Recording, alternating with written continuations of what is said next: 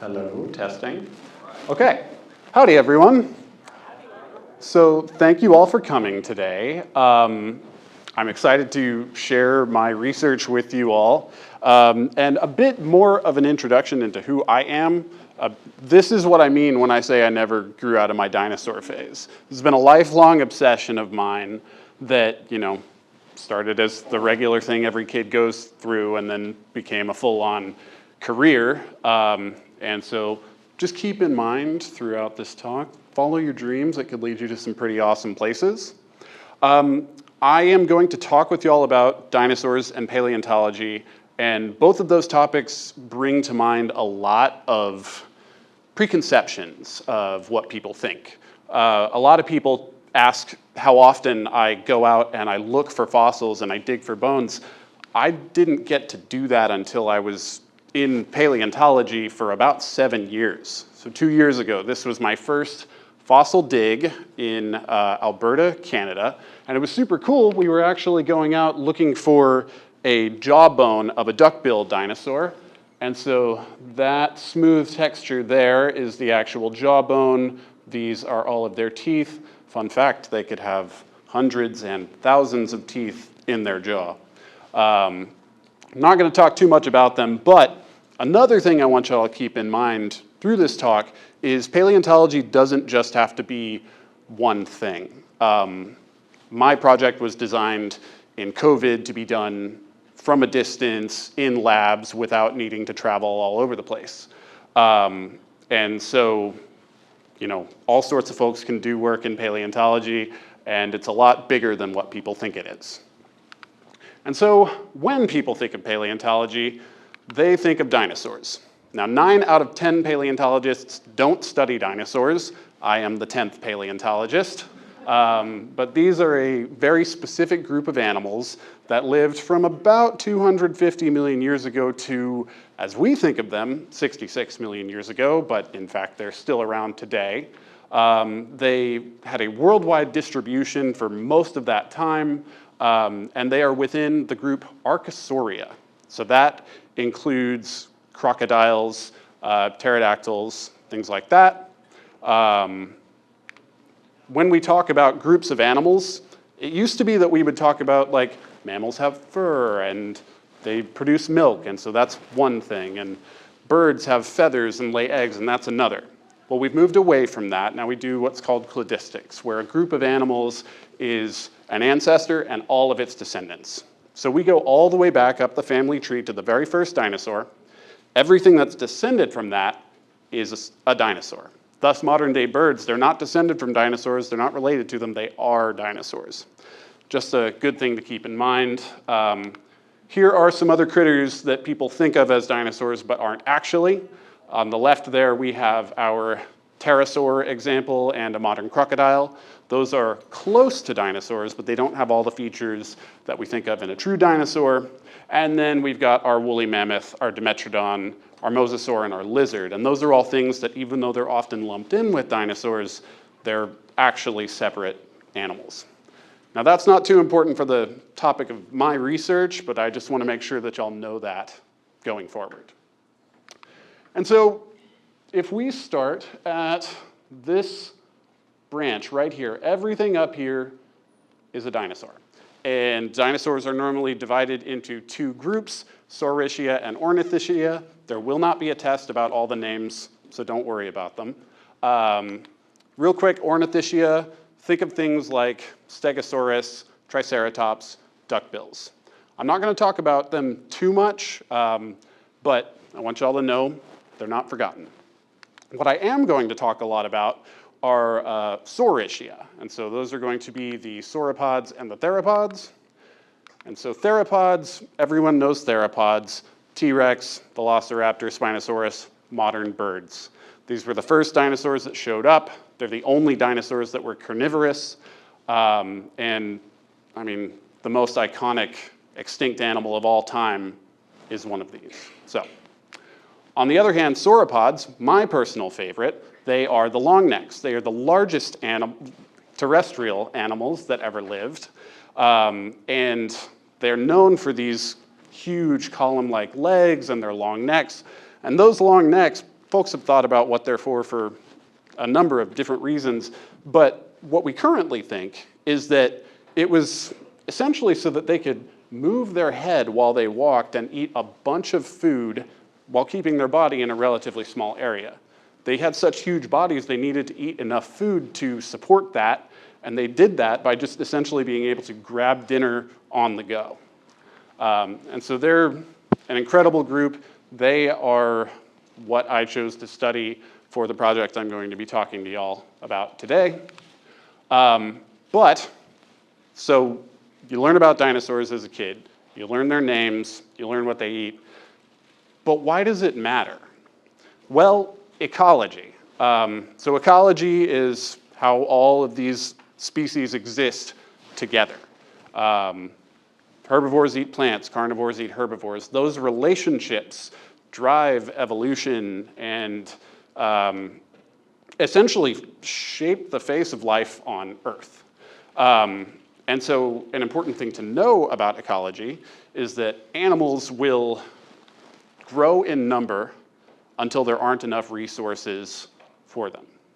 And we see this today with, you think the pythons in Florida that are eating all the alligators, there's no control on them, and so they're growing in a way that they shouldn't be. So when you have a healthy ecosystem with a bunch of different animals and species living in it, how does that work? That's thanks to something called a niche and niche partitioning. So a niche is two things. One, it's a organism's requirements for its environment. Think about, a polar bear would not do very well in the savannah.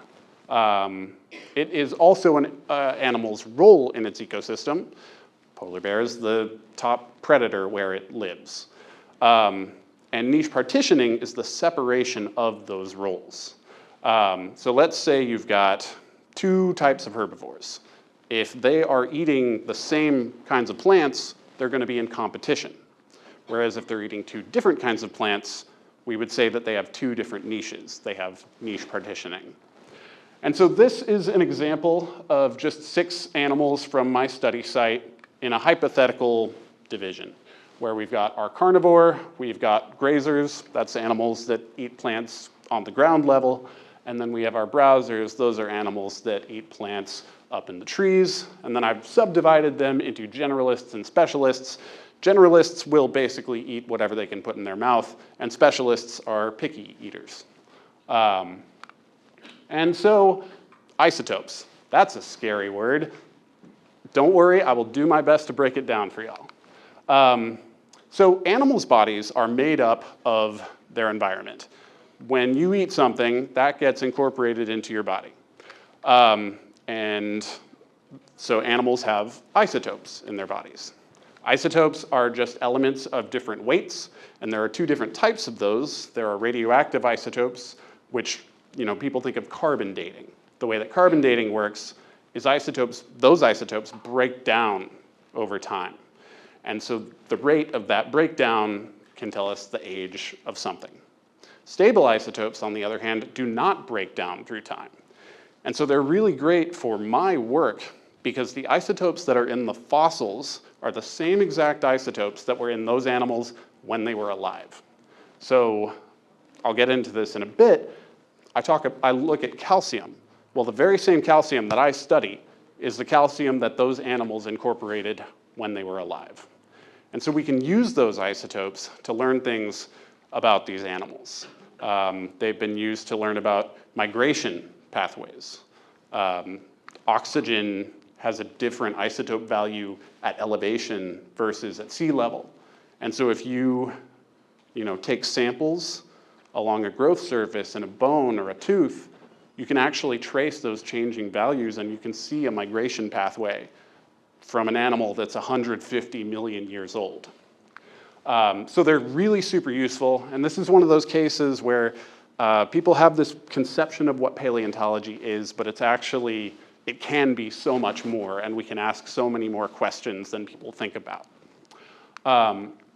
And so here's just an illustration of that. The isotopes in this tree are being eaten and incorporated into this I believe that's a Brachiosaurus, and then that Brachiosaurus dies and is eaten by this Allosaurus.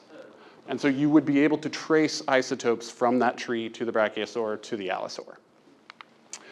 And here's a visualization of that. So these are two different examples of the same thing. So level 1, 2, 3 in both graphs.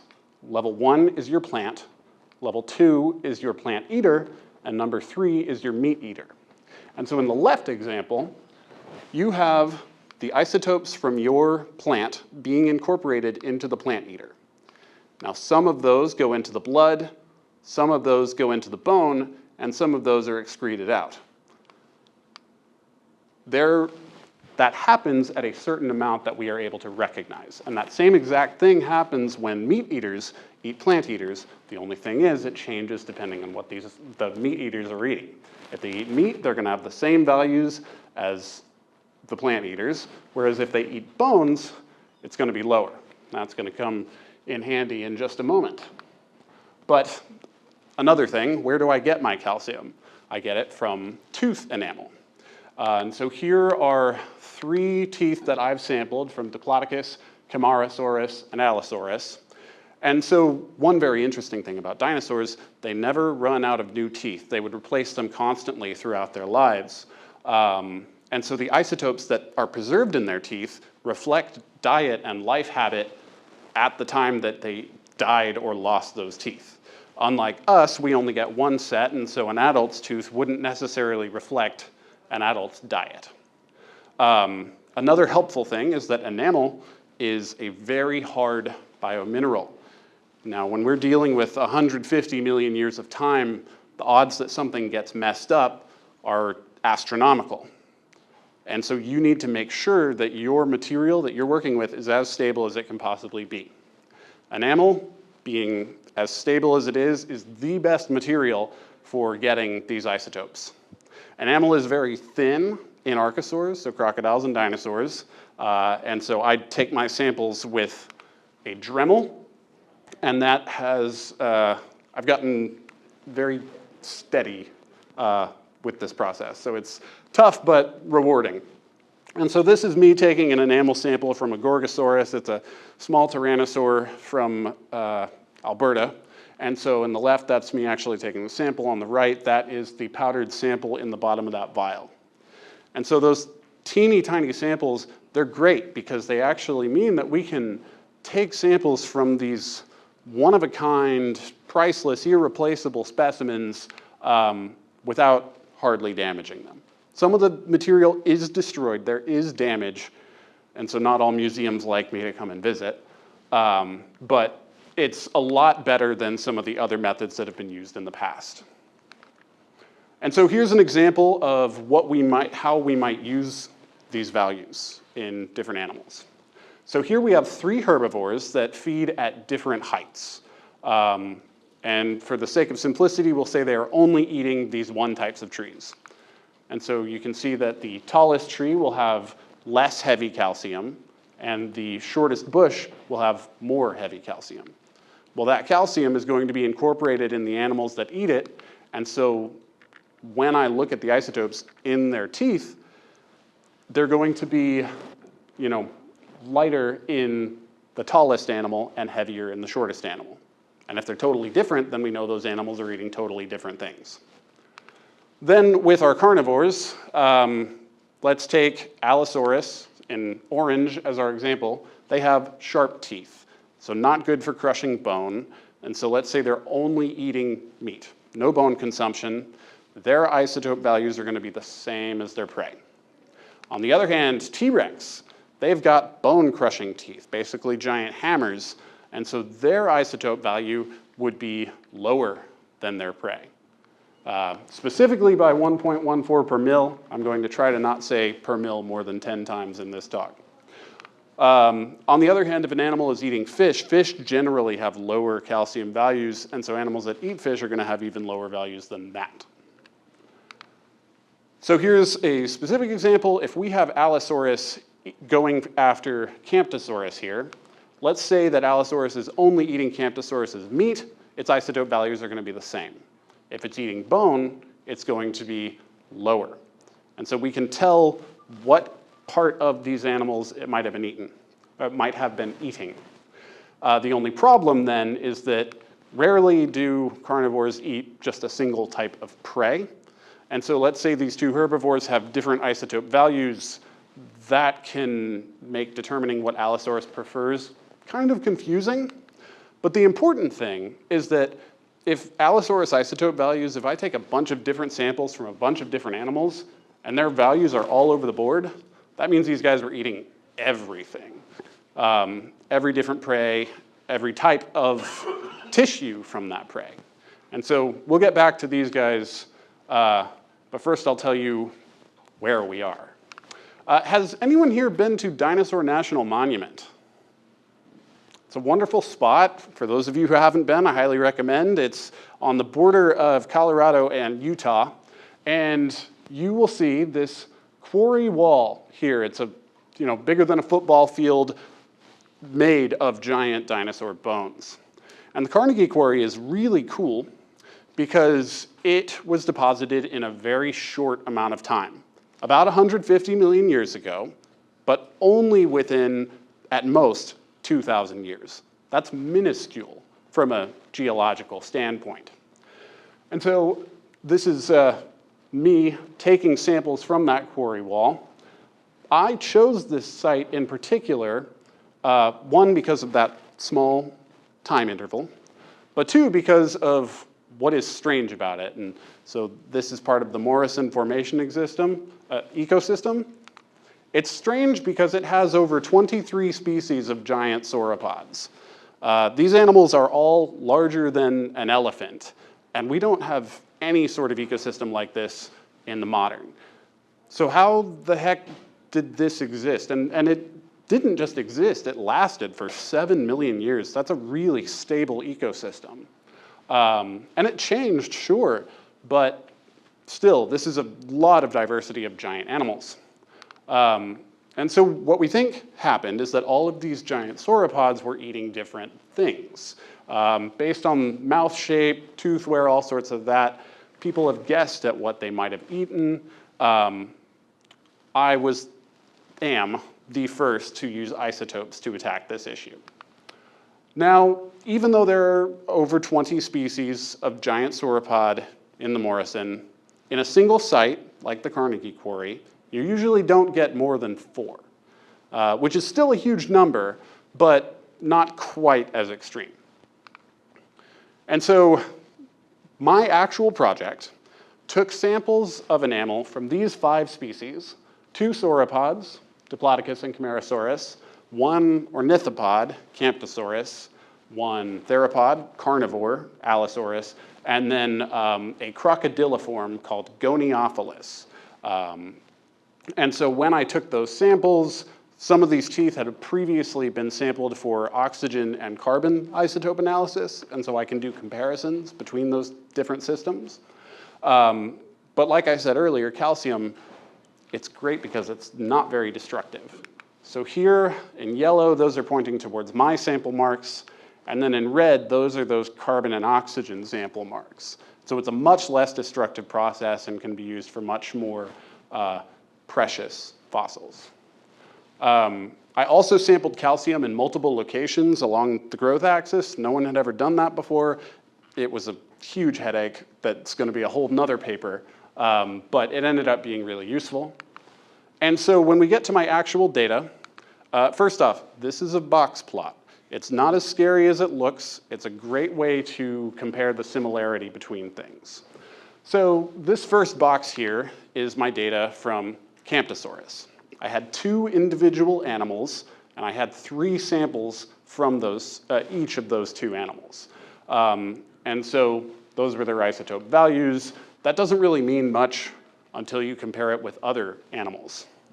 And so here we get my sauropod Diplodocus, and you can see how their isotope, or how their boxes overlap a little bit. That means that statistically, those are the same, or at least they could be.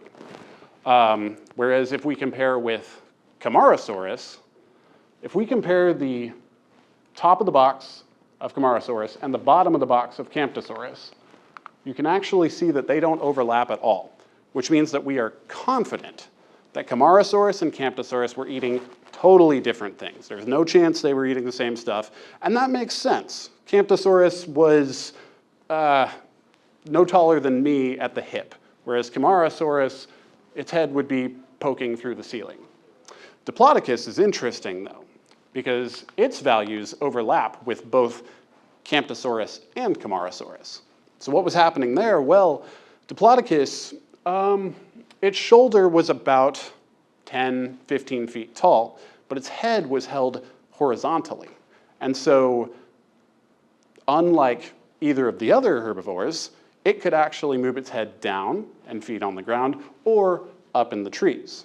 And so what I think is happening is I think Diplodocus was actually competing for resources with Camptosaurus and Camarasaurus. And let's say it's feeding in the trees and then Camarasaurus bullies it away, well, then it would just move on to feeding on ferns, and it would bully the Camptosaurus, so that it could get a meal. But that's great. And getting my data to be statistically distinct was a whole process related to the sampling along multiple spots on the tooth axis. That's a story for another time. If we look at our carnivores, so here is Allosaurus and Goniophilus, and they are exactly where we want them to be.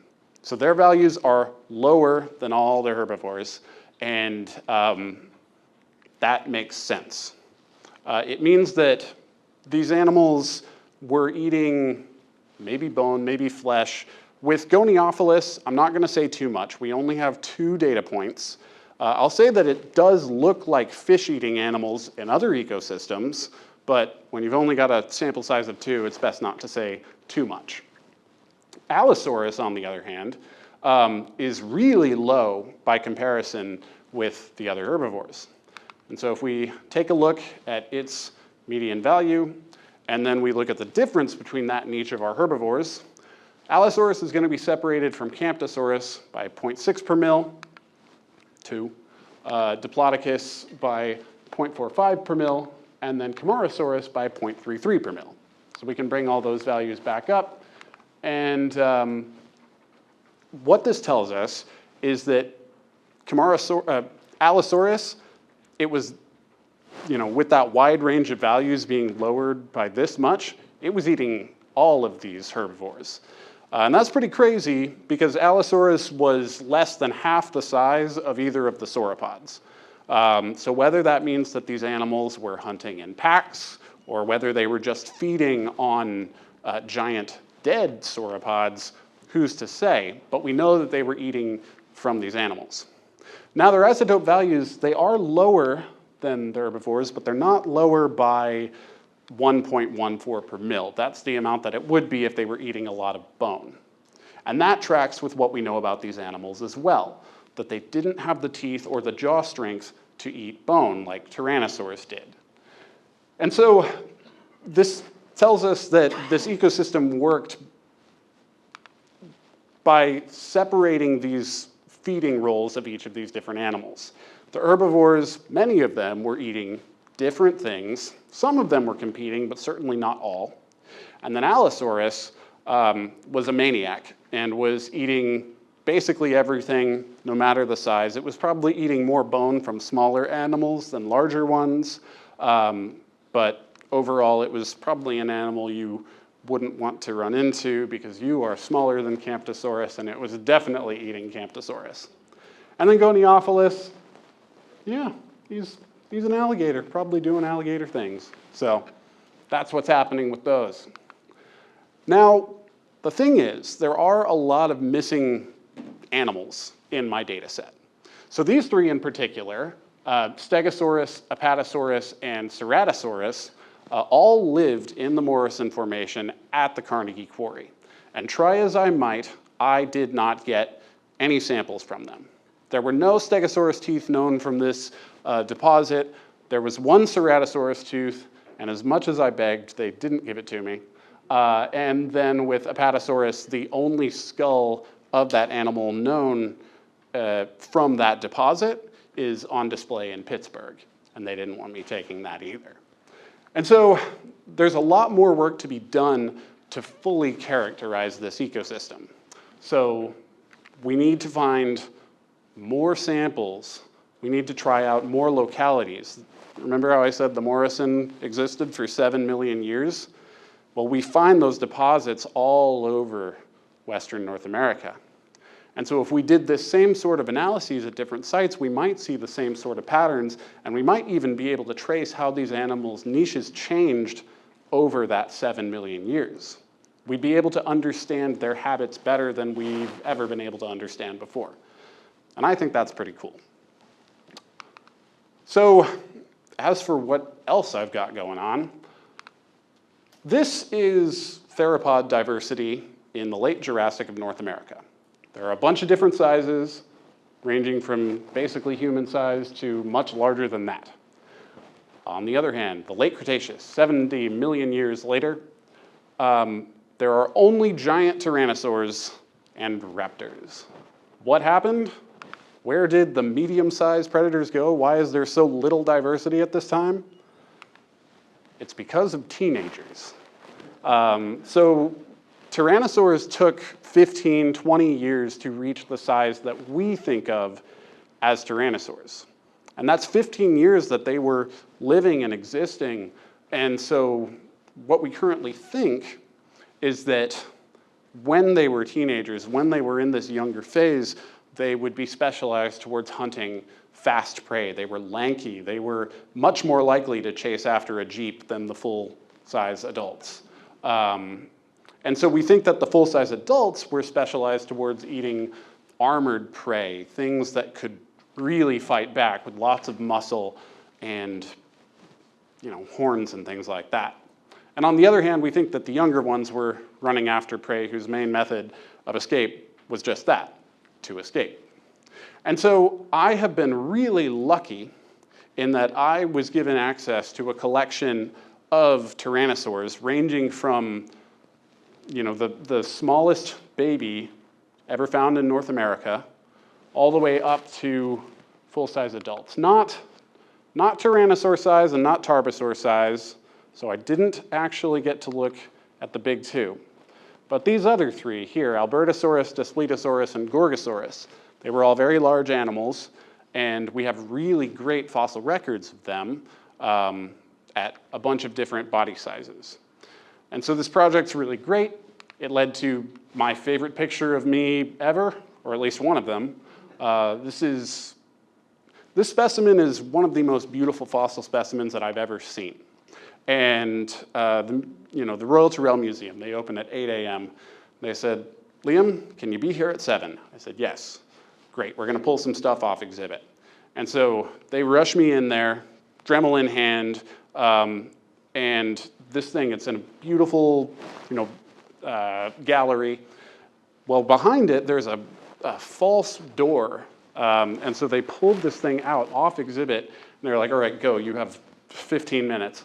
And I got to sample this beautiful critter. And so anytime that you're in Drumheller, Alberta, which I do recommend if you're a dinosaur fan, someone who, got to irreparably damage this specimen. So anyway, but hopefully that will lead to good finds. And so what am I expecting to see? Well, I think there are 3 possibilities. So these tyrannosaurs are basically split into 4 distinct growth stages. And so those are our juvenile, our subadult, our adult, and our mega adult.